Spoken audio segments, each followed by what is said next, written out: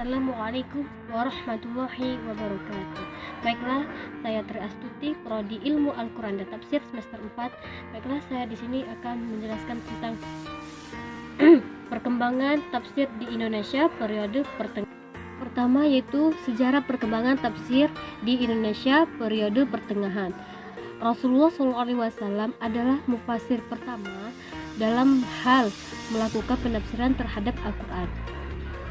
Penafsiran Al-Quran telah dimulai sejak Al-Quran itu disampaikan oleh Nabi Muhammad SAW kepada umatnya. Hal ini merupakan suatu kenyataan sejarah yang tidak dapat dibantah oleh siapapun, termasuk oleh sejarawan Barat atau Timur, baik Muslim atau non-Muslim.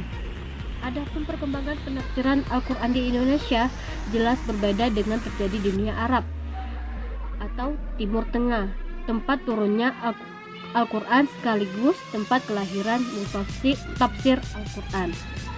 Perbedaan tersebut terutama disebabkan latar belakang, salah satunya bahasa.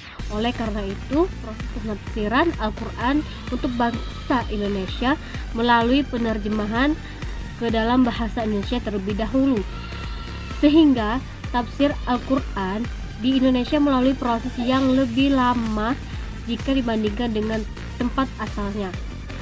Berdasarkan kondisi yang demikian, tafsir di Indonesia dibagi menjadi beberapa periode, salah satunya periode pertengahan. Tafsir Al-Quran pada masa ini berkembang dan lebih dapat dipertanggungjawabkan secara ilmiah karena tidak disandarkan pada kekuatan ingatan semata sebagaimana periode klasik. Upaya penafsiran yang dilakukan para ulama pada periode ini adalah membaca, memahami tafsir yang datang dari Timur Tengah, seperti kitab tafsir Al-Jalalain yang dibacakan kepada murid-murid lalu diterjemahkan ke dalam bahasa murid Melayu, Jawa, Sunda, dan sebagainya. Pola penafsiran serupa ini berlangsung lebih kurang 3 abad. Tafsir seperti yang digambarkan di atas berproses sesuai dengan corak tafsir yang dalam kitab yang dibacakan atau diterjemahkan. Artinya para guru tafsir tidak melakukan inisiatif dalam upaya pengembangan pemahaman suatu ayat kecuali sebatas yang mereka ketahui dan pahami dari penafsiran kitab yang mereka bacakan. Berdasarkan hal tersebut, tafsir Al-Quran yang disampaikan kepada umat berbentuk ar-ra'i. Tafsir bil al-ra'i yaitu berasal dari kata ar-ra'yu, secara etimologis bermakna keyakinan, qiyas dan ijtihad.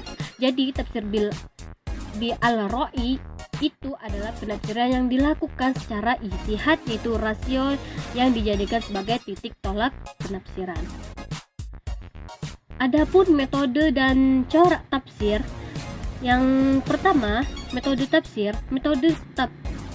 yang diterapkan tidak berbeda dari apa yang dipakai pada periode klasik, yaitu metode ijmali atau global, tetapi teknik penyampaiannya lebih meningkat, sedangkan corak berorganisasi tafsir pada periode ini masih seperti pada periode klasik, yaitu bersifat umum dan tidak mengacu pada pemikiran.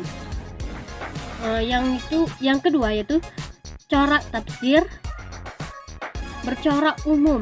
Corak atau dominasi tafsir pada periode ini masih seperti periode yang lalu, yaitu bersifat umum, tidak mengacu pada pemikiran tertentu. Meskipun demikian, pada periode ini penafsiran Al-Quran dilakukan melalui penelaahan terhadap buku teks, yaitu tafsir Al-Jalalain. Jadi corak penafsiran yang akan dikaji di sini ialah corak yang berdominasi kitab yang mereka baca, yaitu kitab tafsir Al-Jalalain.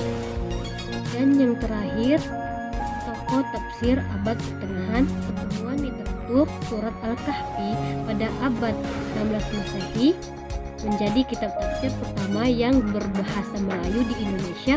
Namun diperkirakan kitab tersebut ditulis oleh Hamzah Al-Fansuri atau Syam al-Din al-Samad Tarani. Hanya saja selang 1 abad berikutnya penemuan produk tafsir Tarjuman Al-Mutafid berbahasa Melayu dikarang oleh Abdullah Al-Ra'uf Al-Sinkili pada abad ke-17 Masehi.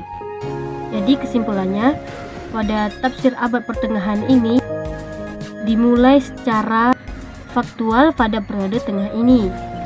Di antara upaya penafsiran yang dilakukan para ulama pada periode ini adalah membaca, memahami tafsir yang datang dari Timur Tengah, seperti kitab Al-Jalalain yang dibacakan kepada murid-murid lalu diterjemahkan ke dalam bahasa Melayu, Jawa, Sunda, dan sebagainya. Baiklah, itu saja yang dapat saya sampaikan. Lebih dan kurangnya saya mohon maaf. Saya akhiri. Wassalamualaikum warahmatullahi wabarakatuh.